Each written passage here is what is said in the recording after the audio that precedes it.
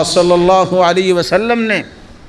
اس لیے استقامت پر جنت کی نوید سنائی ہے۔ ابو ایوب انصاری رضی اللہ تعالی عنہ روایت کرتے ہیں، جاء رجل الى النبی صلی اللہ علیہ وسلم، ایک شخص اللہ کے رسول صلی اللہ علیہ وسلم کے پاس آیا اور کہنے لگا، دلنی علی عمل اذا عملته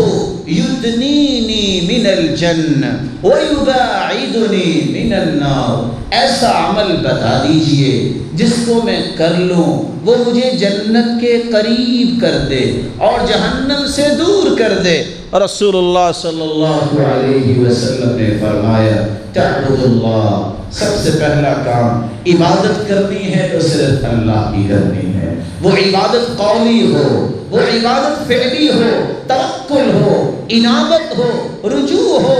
ہاتھ اٹھانا ہو، کسی کے سامنے جھکنا ہو، رکوع کرنا ہو، یہ سب کی سب عبادتیں صرف ایک اللہ کے لائق ہیں۔ تعبد اللہ ولا تشرک بہ شیئا،